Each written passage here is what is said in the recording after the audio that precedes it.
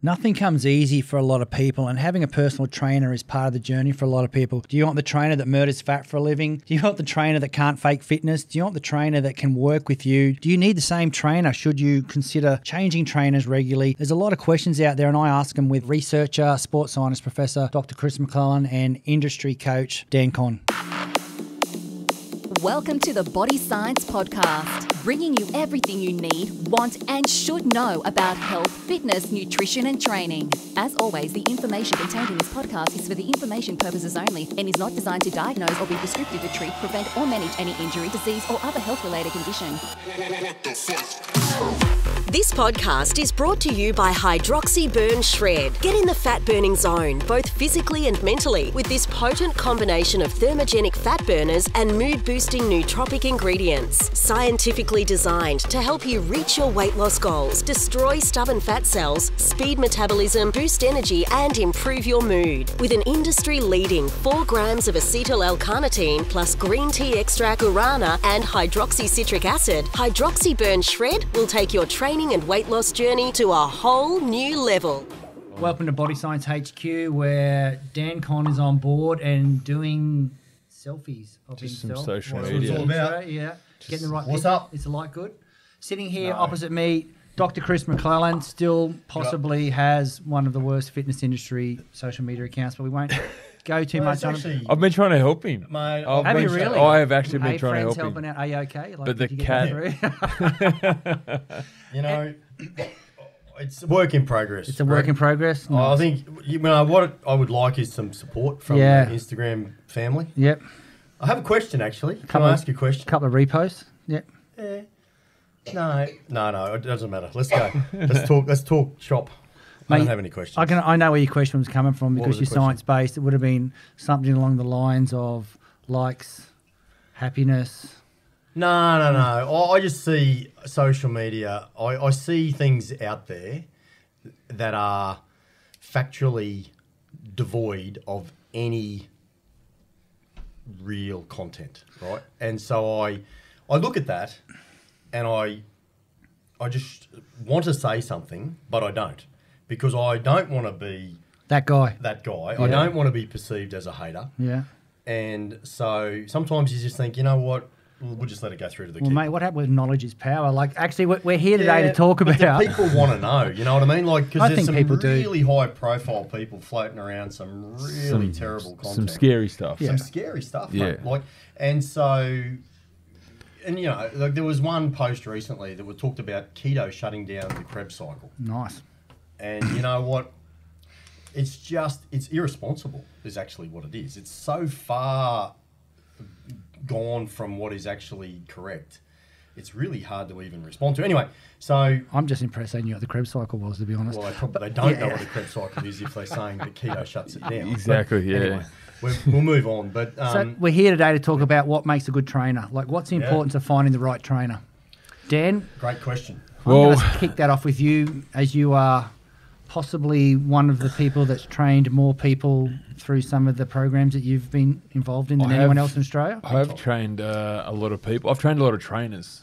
So I guess that's where my little niche has been. The one thing I've noticed is training trainers is great, but it's more important to train the personality. And when you see the trainers go on to do what they do, they might go and work for gyms, they might go do their own thing, go online and do all sorts of crazy things online.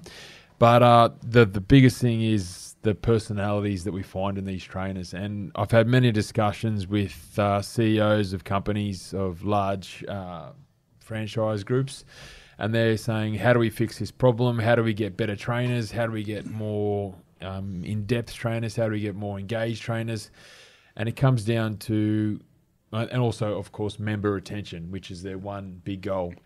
And I said, it doesn't come down to the trainer, because you can teach the trainer the skill. It comes down to the personality you bring in. So, for example, you bring in someone that is young, bubbly, full of energy, and you teach them the fundamentals and obviously ongoing training, which is crucial in development of any trainer.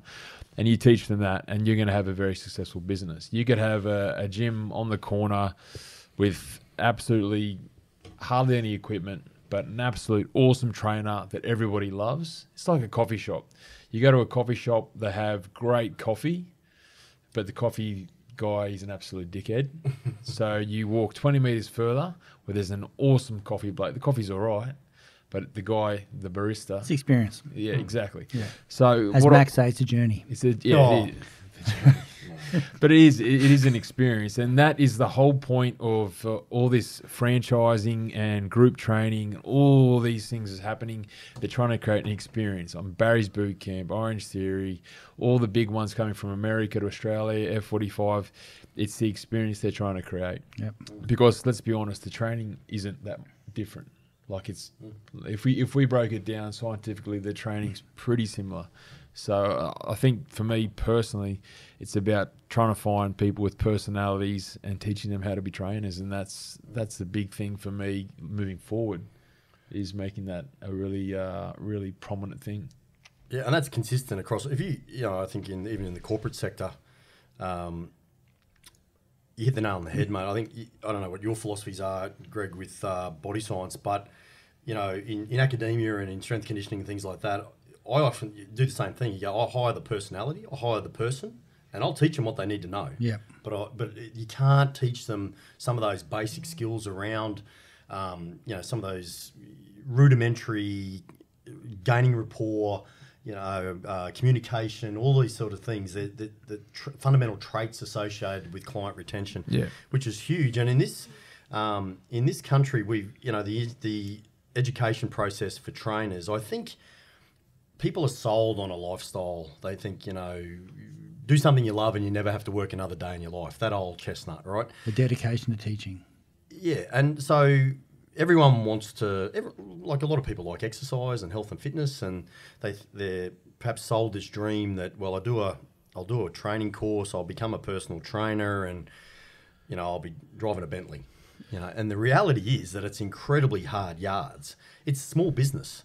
As an individual, you know, in the health and fitness sector, you've got to recruit clients, you've got to retain clients, you've got to do all that sort of stuff, and they're the soft skills perhaps that it doesn't matter if you know your anatomy and your physiology. If you can't find a client and you can't keep one, well, you're going to be out of business pretty quickly. And you know, I used to own an RTO that was set up and was approved to run Cert 3s and 4s, and I actually set that up on a platform that I was quite naively, I feel now, reviewing it, that I thought that there was a big demand for really high quality education that was delivered by very, very experienced individuals. And what I found was invariably people would contact me and they'd say, Mac, I already know everything I need. I just need the certificate so I can get cracking. And I'm saying, well, hey, giddy up. I said, well, that's great. You probably should go and do it somewhere else. Yeah. You know, I can't really help you if you already know everything. And so I actually wound that business up a few years ago because you know, there's some big juggernauts in that space who do roll out trainers online, you know, pretty quick. Pretty quick. Well, really quick. Really quick. And they come into this really competitive environment where they don't necessarily have those skills that you're talking about to be able to be successful. And it's a tough one. And I guess the hard thing is too that there is some that are taught face-to-face and there's some that's taught online. Yep. So there's the differentiate. How do you actually know that person has those attributes? And I think in AIF and FIA, they did a study in 2016, 2017, 38,000 people went for their Cert 3, Cert 4, and under 10% actually went on to be PTs. Yeah. Wow. I think they actually dropped out their Cert 3 and didn't finish their Cert 4. They think, okay, finish school, I want to be happy, healthy, fit, own my own business, be a PT, awesome. They start doing the study and they go, where's my clients? Yeah, how do you market? How do you actually sell yourself to people? How do you talk to people? And these are all the things that like now people are starting to catch on. Oh, we need to teach them how to actually sell themselves, how to actually find clients. Like some gyms do it and they have a set routine to do it, but the majority are still big time struggling to nail that. Yeah, and I'm not a fan of the online experience. I think, you know, would you take so if you think of yourself as an individual, if you're looking for a personal trainer, your body and health and fitness is the most important thing in your world, right? Absolutely. So let's say, would you take your Ferrari, which is what your body is? I don't have one. Do you? No, I don't have one either. What colour's my yours? body is a Ferrari, 100%. Yeah. There's no question. Probably more of a Lamborghini, but anyway. Semantics, Greg. Anyway, would you take your most prized possession to someone who's done a 2-minute online course to be a mechanic? The answer is, of course not. Right. So why then would I go for someone who did a 2-minute course online to become a PT, and I'm going to entrust in them my health and fitness?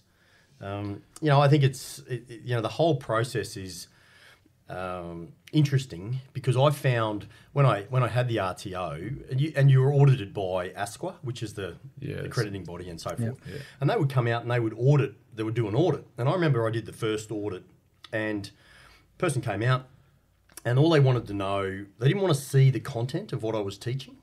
They just wanted to know, did I have the correct business structures in place, so that I didn't rip anybody off and do all that sort of thing. And I said to them, well, hang on a minute, who's going to check to make sure that when I'm teaching these people anatomy and physiology, that the content's correct? Yeah, right. And they went, nobody checks. So nobody does, right? Nobody checks the quality of the curriculum. The content of the courses is the Wild West. To this day, that's how it is. So personal trainer A is not getting the same education as personal trainer B? Not if they're at two different that's what I'm schools. Yep. Do you reckon, is that same for like nutrition, Macca? Like if people... If they're doing industry courses... Yeah, like you say, if you want to become a nutritionist, is that... Oh, if you're doing anything that is vocational education and training, that is delivered by a private provider, and I'm not going to name any. Yep. But then what is in that course is up to them. Wow. Okay. Yep. That's really interesting. So how they do that and how they deliver that is pretty much not controlled by anybody. There's no governing body that sort of... Nope. Wow. So this is where guruism is alive and well in the industry, where people say, I'm delivering this content and I'm a big deal. I'm speaking metaphorically. Come and do my course because I know lots of stuff. And I've got maybe I've got a big social media following and whatever it might be. And people go, oh, well, yeah, we'll go and do that one.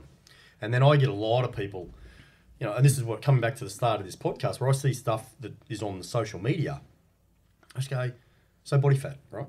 So we've done a podcast on body fat. We have. We know a lot about, we've learned a lot about fat. And we know that body fat cells can multiply. We know that. We talked about that, right? And I've seen a number of people who should know better postulating on social media that body fat cells don't expand and you can't get more of them. And I look at that and I go, this person is educated, actually, and what they're putting out there is just incorrect. So we're kind of off track in terms of the trainer side of things, but buyer beware. Like with anything in life, you need some due diligence around trainers, and this is why it's a big deal for a lot of these mainstream big providers like your Anytimes and Jets and these sort of providers, because they want good trainers. Yeah. They want to retain good trainers. They want their trainers to be successful, and they want their trainers to retain clients. And it's a really important and deliver a good product and good service. Culture. And the tribal thing that we've talked about before.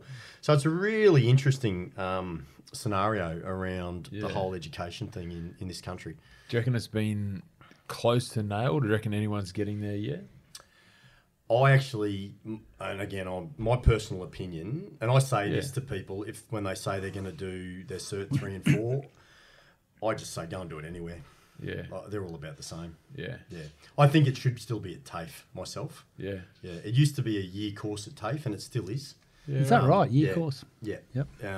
So person does a year course at TAFE and has the same certificate as someone does it online in 2 weeks. So how do you rationalise that?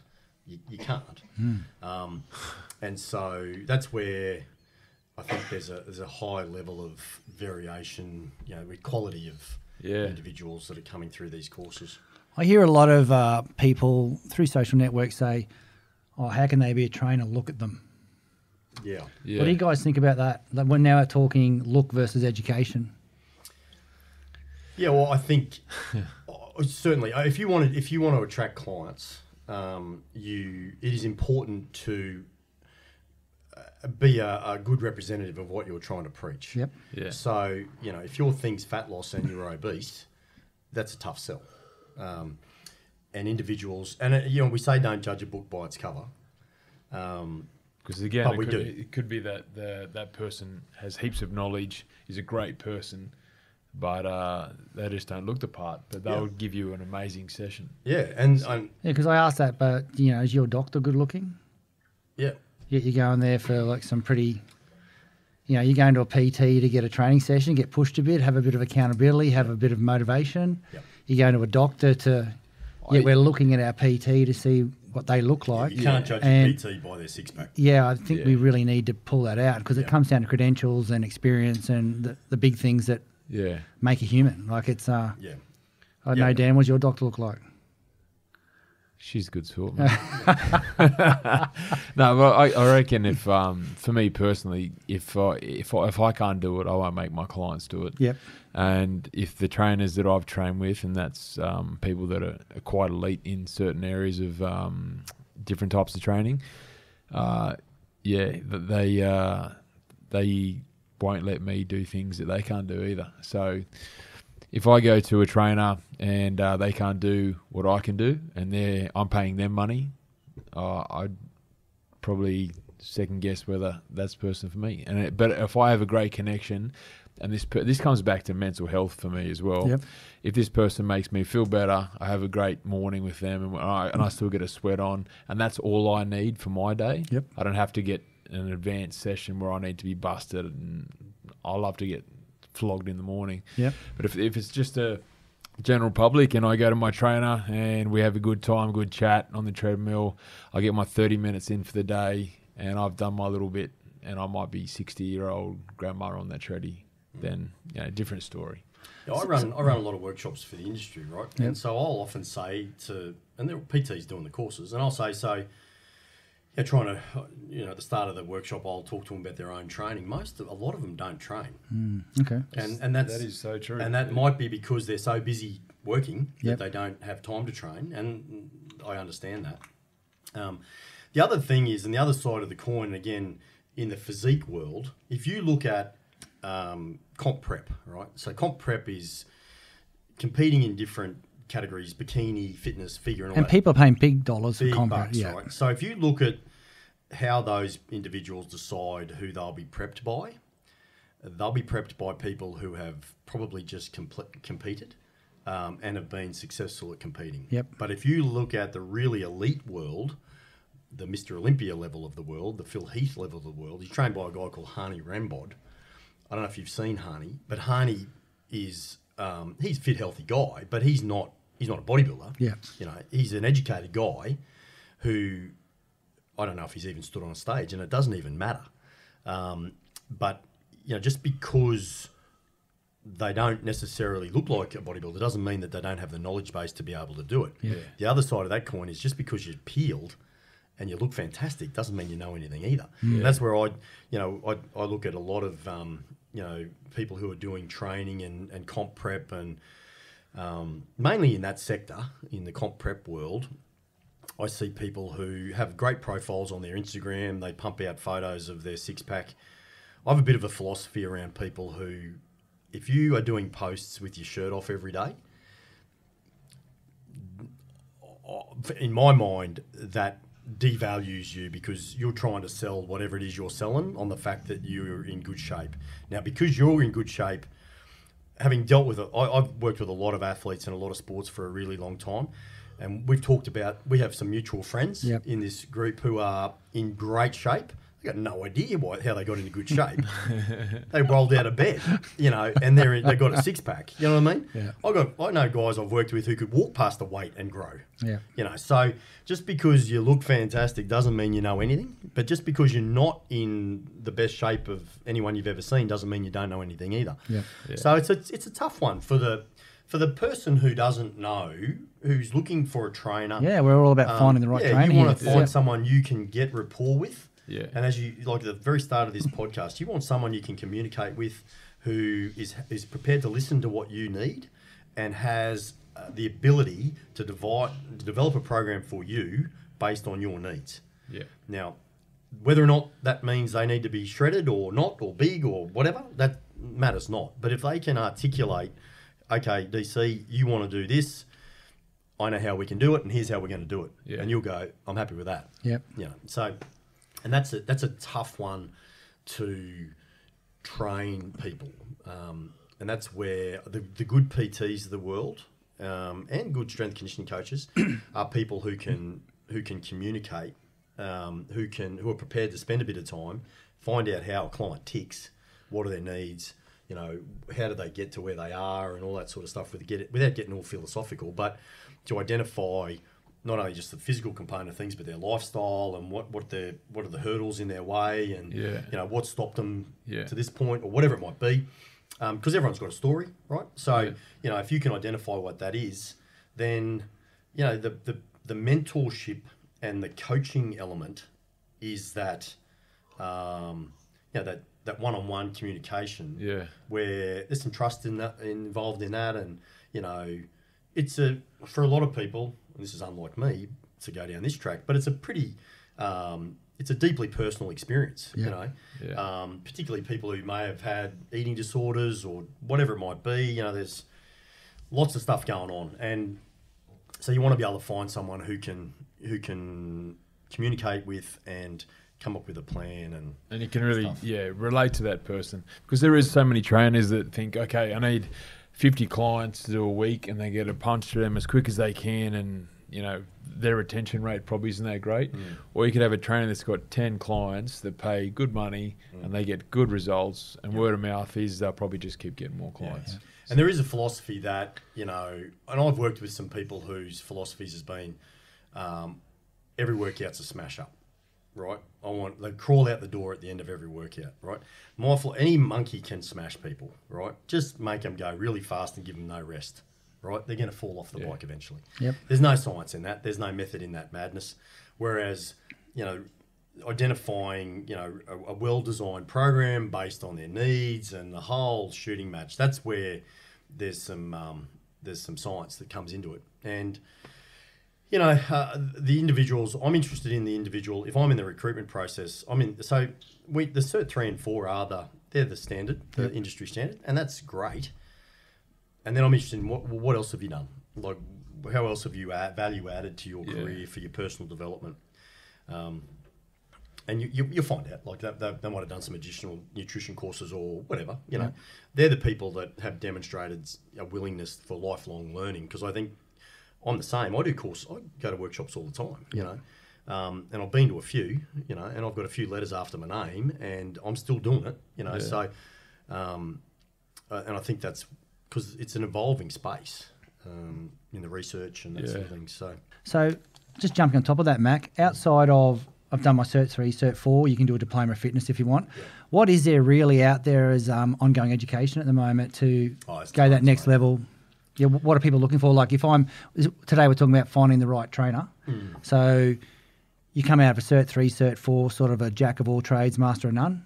Based on what you guys have pretty much said today, like you're a generalist. You've got the jack of all. Like you get it. You can take someone, you can train them, but you know that's entry level people. You know, people progress and change and want to drive forward. Yeah. So, you know, like if you're going to train someone now, Dan, I doubt Arnie Jack's going to go and look you up and say, "Can I pay you to do that?" It's somebody who wants to achieve something, or you too, Mac. Like somebody and yours is different. You're doing a lot more in that competing side. Yeah. But what is there that people should be looking for? I guess it comes down to the trainer and what track they want to go down. I suppose, you know, if you come out and you want to be a really good group trainer, well, then that's your path. You need to upskill yourself on how to group train, how to be confident in front of a room, how to own a room. And there's courses people can do for that. There's qualifications in that. There is. Yep. 100% there is. And if there's, you know, S&C, if you want to go down that strength conditioning, you want to go into team atmosphere, like, you know, coaching actual professional teams and stuff like that. Yeah, definitely. So there's a lot of ways you can upskill yourself and go down different paths. But I guess when you get that Cert 3, Cert 4, it's sort of like you've got your ticket and now you've got to decide as a trainer where you want to take it. Because if you sit on Cert 3, Cert 4 and you don't upskill yourself and keep evolving, you're going to be left there. What about me as the individual that's looking, like I'm out there hunting for the right trainer because I want that accountability and I want that human touch? Yeah, well, getting back to the courses that are out there, I would just encourage people to just do their homework, right? The internet enables us to check out people, right? So if you're looking for credible education and credible trainers to give you that credible education, if you go on to social media platforms and the internet and you Google them and you can't find them, in this day and age, then there's a reason for that, right? That just should have huge alarm bells, right? Yep. If someone doesn't have a Facebook page or an Instagram or their profile's not on their website, you can be fairly sure there's a reason for that. Okay. And some people go, I just hate social media. Yep. Rubbish. It's a necessary element of life. And if you want to be in business, well, look at me. I've got the worst Instagram in Australia, but I've got one. And if you want to find out anything about me, just Google it. It'll come up, you know. It may not be WBFF, cats, monster, anything. lifting Go with heavy any tag shit. you like. But, you know, and that's where people, the thing that I know, I don't want to get on a rant, but I find people really embellish their qualifications or just falsely state that they've got stuff they haven't. And it's such a hard thing for people because how are you going to know, right? So if you go if you look at someone's profile and they say that they're a dietitian, for example, but they don't have a degree in nutrition and dietetics, then they're not, you know, and that's a tough one. And there's no police out there policing this.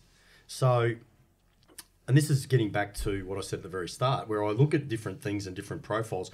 The big one at the moment I'm seeing are people calling themselves global educators. Right. Here's what a global educator is. You and I wrote a workshop in the next 10 minutes. We posted on the interweb. I nearly said. He's gone dark web on us. On the dark web. We put it on the website. You're immediately a global educator. Yep. Right. But if I then go and if I again Google, I've lost my capacity to speak. However, if I go in and have a look, so if I want to know about Daniel Conn and I Google DC, I'm going to find out lots of stuff, right? You got profile, we can find stuff. Couple of good pictures, goes all right. Yeah, not a bad sort of style of a guy, but anyway. So just buyer beware, you know. And if you go on to these websites and you can't find these trainers' profiles, then don't go there. This is what I'm trying to allude to because more and more people are getting into training, as you said. Yeah. And how do you find that? You know, you guys want to do a podcast on how to find the right trainer, and it's really hard for you to tell me how to find. Yeah, I did a presentation the other day on the death of expertism. Yeah, right? And so I would love to have heard that one. Yeah, so I actually did they clap you off at the end or what? Yeah, I was speaking to the converted, but you know, everyone's an expert, everyone's a specialist, and so. There was a time when expertise was something that was bestowed upon an individual by their peers. Yes. If you look at someone's website or their Instagram and they call themselves an expert, you can be pretty sure they're not. Because if they have to tell you... Where's my phone? I want to check mine. If I have to tell you I'm an expert, I'm probably not. Yeah, that's so true. You know what I mean? Yeah. I would know. The reason I've come looking for you is because I know you're an expert. Yeah. You know, and I see this a lot where people go, I'm this and that specialist in this and that. You can have a special interest in something. So in the physiotherapy world, right? And you've got a master's of physio, yep. Yeah, okay. So I've got a master's degree in physio. So we say that in certain areas, we have a special interest in something. Let's say, for example, women's health or whatever it might be. Physiotherapists would say, I am a physio with a special interest in topic A. Yep. I'm not a specialist in topic A. I'm a physio with a special interest in it. And that's what I reckon PTs should have to do, rather than say, I'm a specialist in body comp prep, or whatever it might be, or body recomp, or whatever it might be. Yeah. It should be, I'm PT, and I'm proud of that, and I've got a special interest in training kids. Yep. Yeah. It's a very different, I know it might seem like... Are there any websites, databases like that around, actually? Nah. Not that I know of. So I've But there's a heard. difference between having a special interest and calling yourself a bona fide specialist. Yeah. Yeah.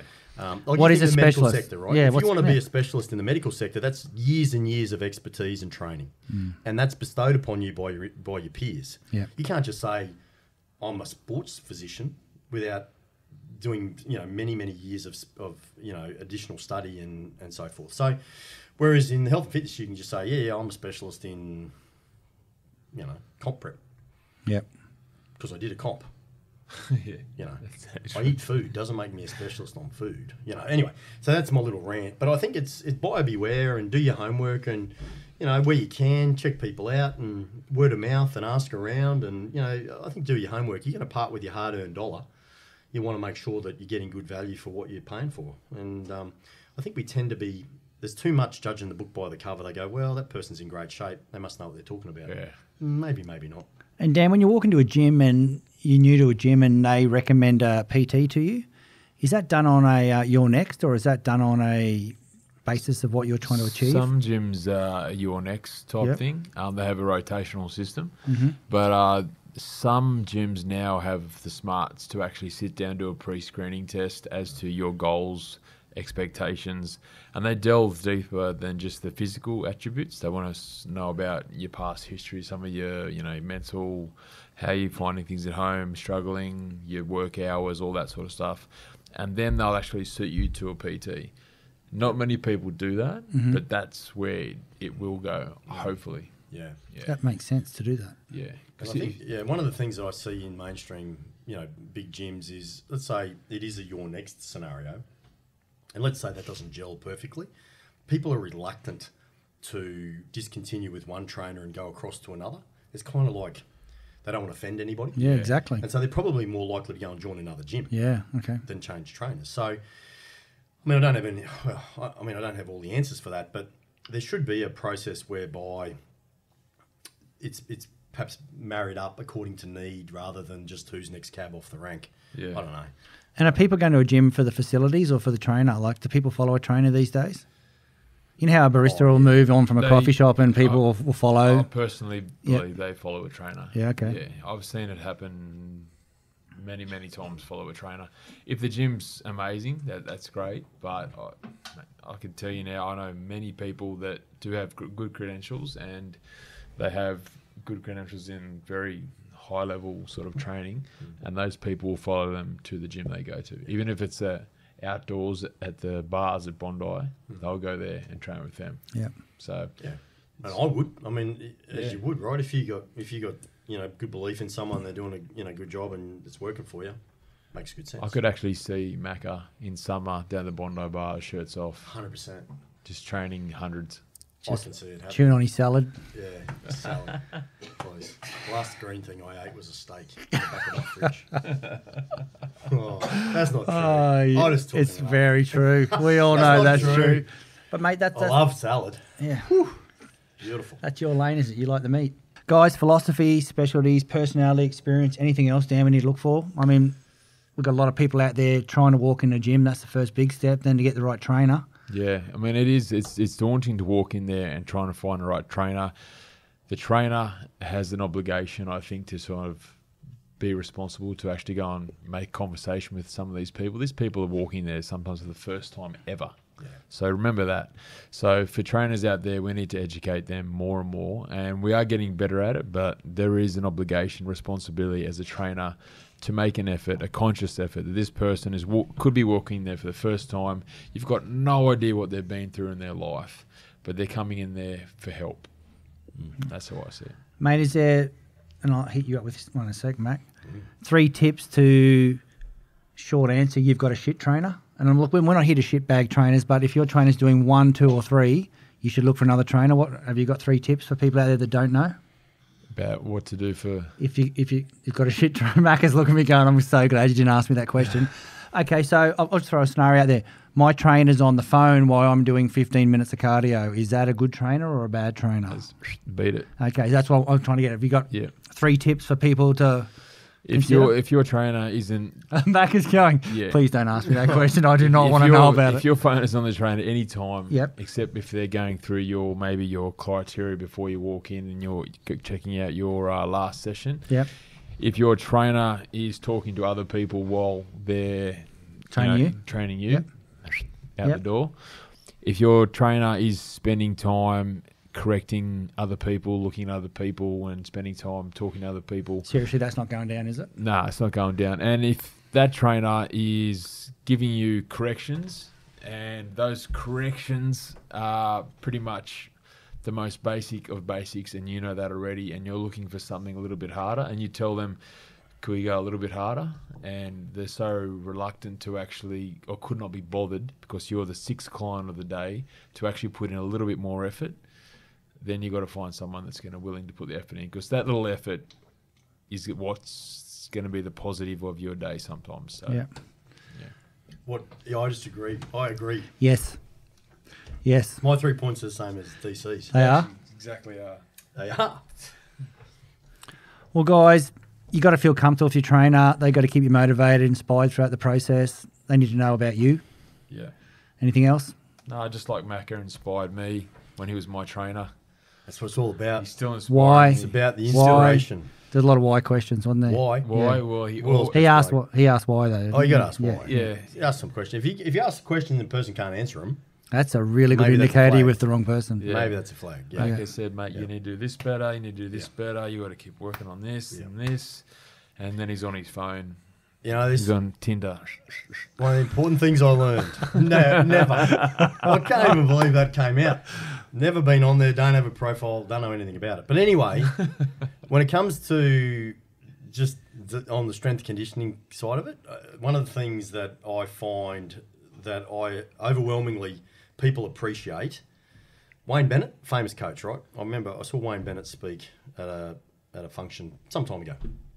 And he said, never ignore reality and don't avoid brutality, right? And that sort of sat with me. Yeah, nice. Don't kid yourself about where you are in your world, right? And don't avoid having direct conversations. So one of the things that I find players, athletes, clients appreciate is honesty. Mm-hmm. And it might be, don't kid yourself, right? You got work to do, right? Yeah. And you know what? You're not going to play State of Origin or whatever it might be, you know, like, or you're not going to win the Mr. Olympia or whatever it might be. Don't avoid those direct conversations. I don't mean be brutal and demean people. What I mean is people like truth. They like, you know, to know that you have their best interests in heart and you're not going to lie to them. And it's huge, I find, with athletes. 100%. And you know, I think about some of the toughest people that ever coached me or that ever educated me or whatever it might be. The ones that I respected the most are the ones that were just, here's how it is, not going to sugarcoat it, and this is the reality of life. Yep. And that's how I operate with everything. I think, and it's always been really effective. Call a spade a spade. Yeah, that's it. Yeah. Nice. Happy days. Well, guys, that's the importance of finding the right trainer. I hope that was helpful. I got a lot out of that, actually. That was good. Thanks, Greg. Thanks, Greg. That's it from Body Science HQ, the home of Fit, Happy, Healthy. You've had Dan Con and Dr. Mac on. You lucky people. Enjoy. Hey everyone, I'm here with Harriet and we are very excited to bring you the 10-week refresh program brought to you by Body Science with ASN. And if you haven't jumped on board yet, you need to jump on board right now because we are here to change some lives. Harriet, she's got some pretty good ideas with food. Harriet, what are you going to do for us? So across the 10 weeks, we not only have some fantastic dietitian designed programs, but I'm going to be covering the Facebook Live topics, all different kinds of topics that will help you organize your nutrition, dial in your nutrition for performance and get the most out of your everyday eating plans. Beautiful. And I'm going to be there helping every step of the way when it comes to your physical components. That's training, whether you have a gym, whether you don't have a gym, and also the mental health that comes with that. So we get moving, we get our brain active, we get happier, we get healthier, we make changes. So what we're going to do is we are going to drop a link below so you can find out the registration details, or if you want, you can jump on Google and look up the ASN Lifestyle Refresh. Pretty easy, guys. Get amongst it. You will not regret this. It's on. Today's podcast was brought to you by our partners in Fit, Happy and Healthy, ASN, Nutrition Warehouse, DY Discount Vitamins, Fat Burners Only, Evelyn Faye, Mr. Supplement, or find a retailer online at bodyscience.com.au/retailers.